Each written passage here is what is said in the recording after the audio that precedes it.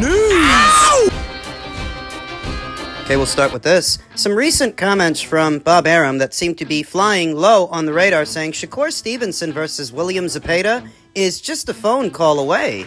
Let Oscar call me, and I'll get that fight done for July. We have a date, July 6th, at the Prudential Center. It's reserved.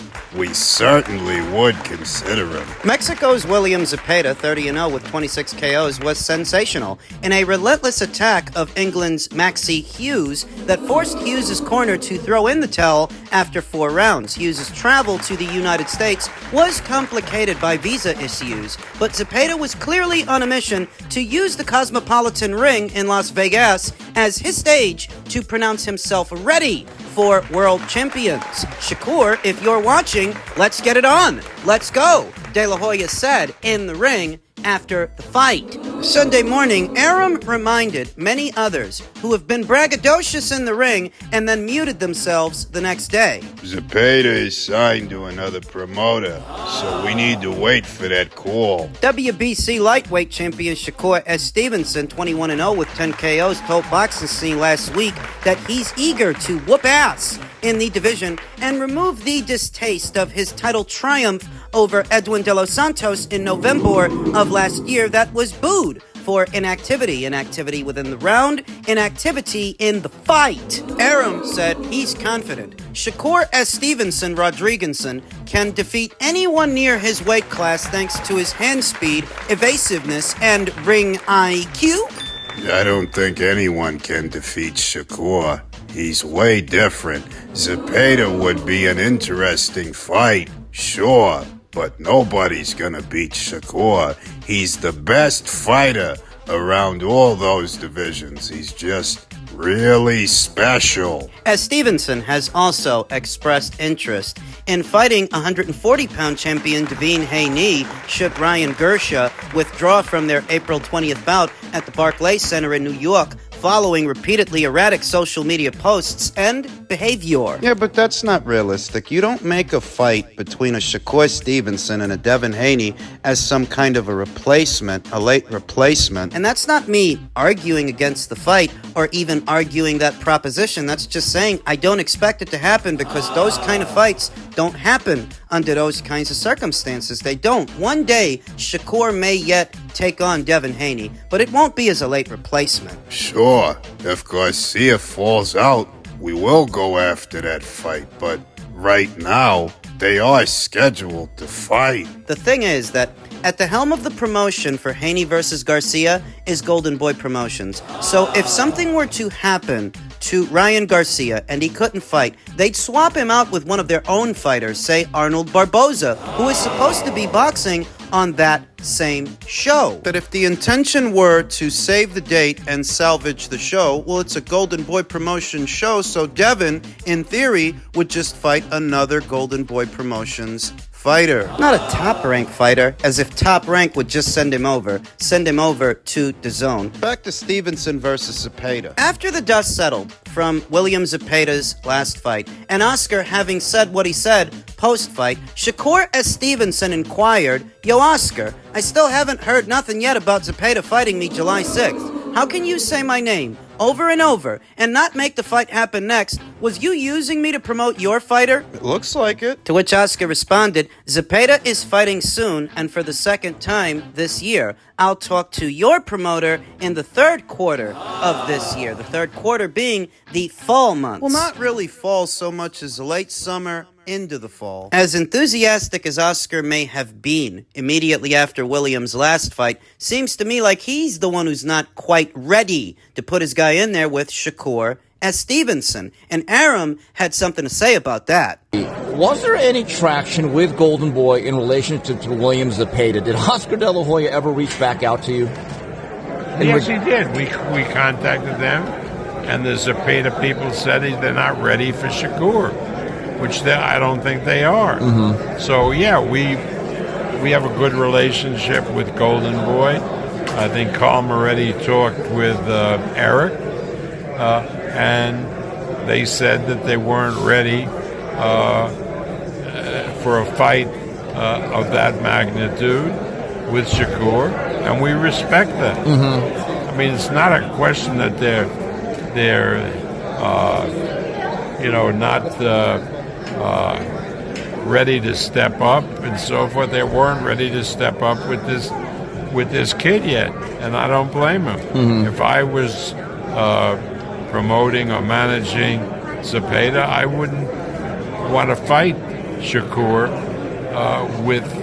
based on the experience I have. I mean, down the road, when Zepeda fights more tough fights, he may very well be a good matchup for Shakur. The short answer is that the William Zepeda people told Top Rank they're not ready. They're not ready to face Shakur, and I'm not surprised. I didn't expect that fight to happen right away. So when Shakur was grilling Oscar De La Hoya for an answer, as far as William Zepeda, he also added, what about Kid Austin, otherwise known as Floyd Escofield? He talks super tough on my name over social media. I don't mind beating the shit out of him July 6th. I'm sick and tired of all the clout chasing. What's the word? Can we make that one happen? No. Floyd Escofield, who's a promising youngster, very entertaining. He's even less experienced than William Zepeda. So if William's people don't think he's ready for a Shakur Stevenson fight, I highly doubt Floyd's people think he's ready for that same fight with that same fighter. It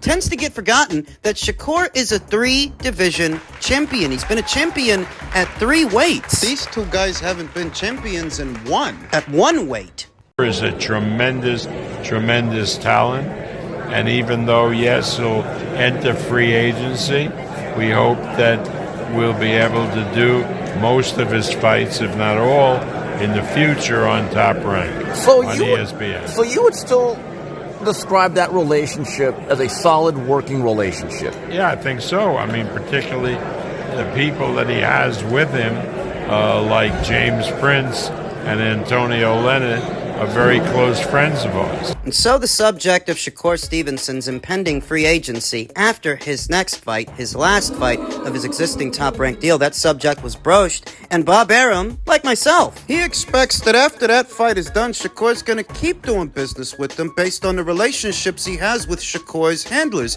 which is what I told you. Jay Prince handles Shakur Stevenson's career, and he does a lot of business with Top Rank. He has for years. So even if they don't pin down Shakur S. Stevenson to an exclusivity deal like the one that he already has, they anticipate he's going to stay put, and why wouldn't he? Most of the fights that he wants are right there at Top Rank, and so are most of the belts. Where he campaigns. The winner of Lomachenko versus Kambosos for the newly vacated IBF title, the winner of Emmanuel Navarrete versus Denis Beranchyk for the newly vacated WBO title. That's 2 of the 4 titles right there. Not counting Shakur Stevenson's WBC title, and of course, the WBA title that Gervonta Davis has. But Gervonta isn't doing anything to land a Shakur Stevenson fight, and Shakur should operate on the assumption that he's not going to. He's fighting Frank Martin. If he wins after that, he's going to move up. He's going to fight Isaac again. You don't need to be Bert Sugar to see that one coming and know that. Come on. It behooves Shakur Stevenson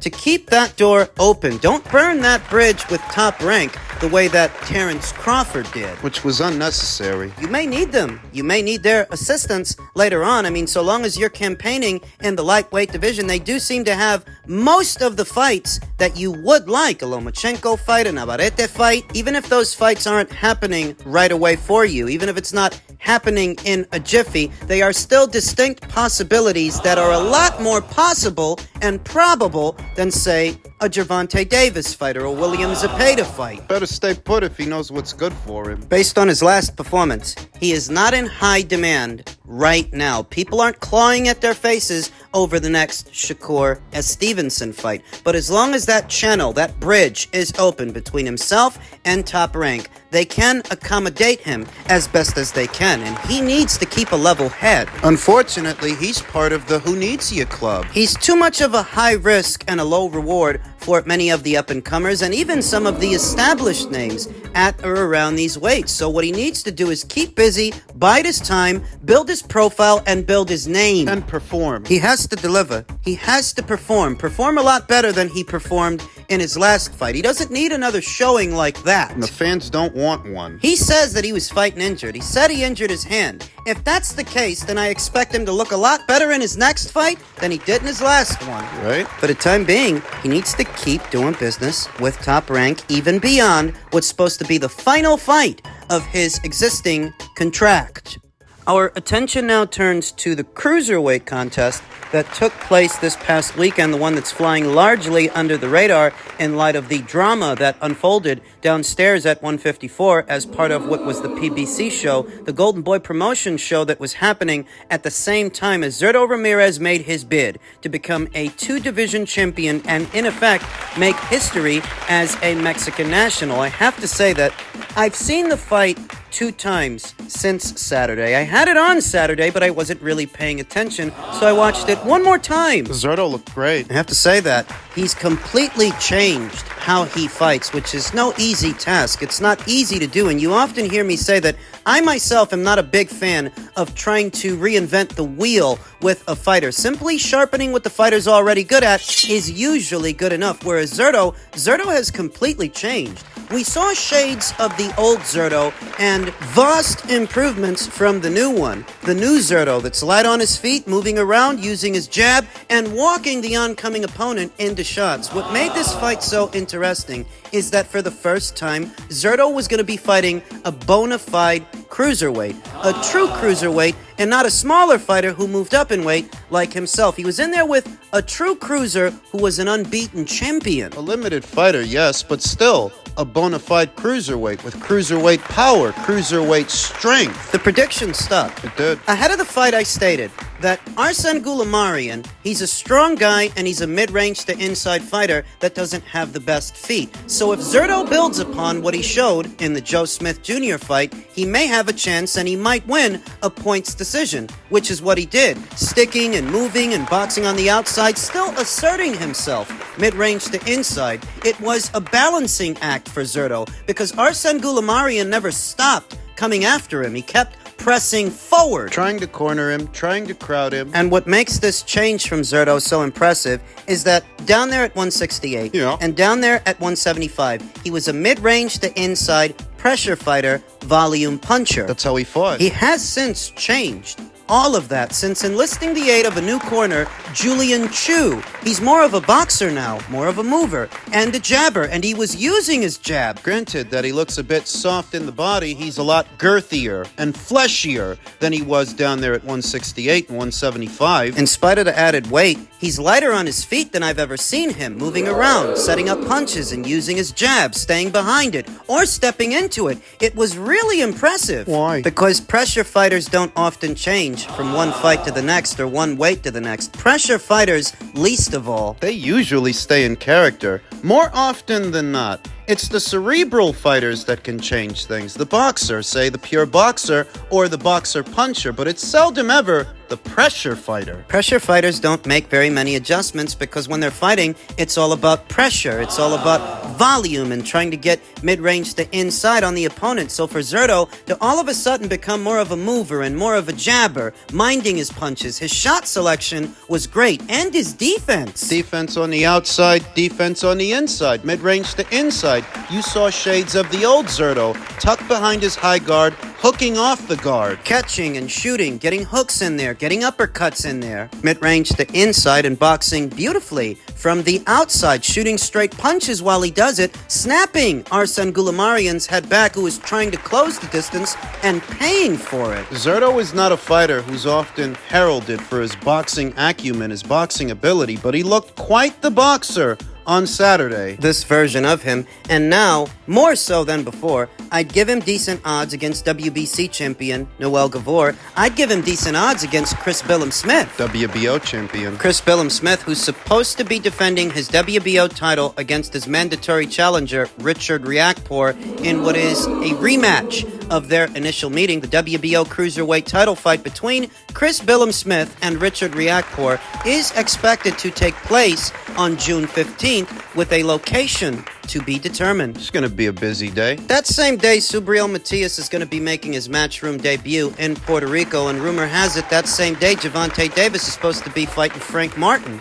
That same day, Chris Smith is supposed to be fighting Richard Riakporhe for the second time. The first time they met, Richard won a decision. I don't know if it's going to go any differently the second time out. This time, I have Richard winning the fight. Richard Riakporhe, I think he beat him the first time. He can beat him again. But what's interesting is that the both of these guys, these are natural cruiserweights. These are big guys. Like us and Goulemarian. An undefeated champion up until this past Saturday. And Zurdo was able to negotiate around his size, around his strength. Box him up. You can't make it a strongman contest, and he didn't. He outboxed him. A lot of these guys at cruiserweight, Chris Smith, Richard Riakporhe, these are not cerebral fighters. These are artillery guys, artillery fighters. Guys who win fights through strength of arms. I mean, Chris Smith, he's no defensive wizard. He gets hit far too much. And Richard Riakporhe, while he is a bit more defensible and a concussive puncher, he's no boxer. He's a puncher. So with the vast improvements that I'm seeing from Zurdo Ramirez, the movement, the jab, the shot selection, and the ability mid-range to inside whenever he does have to fight there were moments in the fight where him and Arsene Goulemarian were trading hooks. Mid-range to inside. Zurdo was catching and shooting, just like he used to, at 168 and 175, what used to be a sweet spot. And in some ways it still is, because he was very effective there, mid-range to inside. But what's interesting is he didn't stay there. As stated, it was a balancing act. Sometimes he's on the outside jabbing, sometimes he's on the inside, countering, catching, and shooting. Alternating. And that's what he needs. Fluidity at a variety of ranges to work around the natural size and power of some of these big cruiserweights. Big guys like Chris Smith, strong guys like Richard Riakporhe, to try and offset their power and make them work. That Zurdo, he's never really been the biggest puncher at 168 or 175, but enhancing his boxing acumen might be the trick. You can't knock these guys out. Work around them. Outbox them. And what about Jayo Pataya? Jayo Pataya is a different gravy. I don't give anybody at this weight any odds to beat Jayo Pataya, and that's not a knock on Zurdo Ramirez. It's just that Jai is that good. Jayo Pataya aside, this version of Zurdo Ramirez, I give him way better odds against some of these other cruiserweights than I did before. Chris Smith, Richard Riakporhe, Noel Gavor. Credit to Zurdo Ramirez for making history for the second time. He was the first Mexican-born super middleweight champion, and now he's the first Mexican-born cruiserweight champion.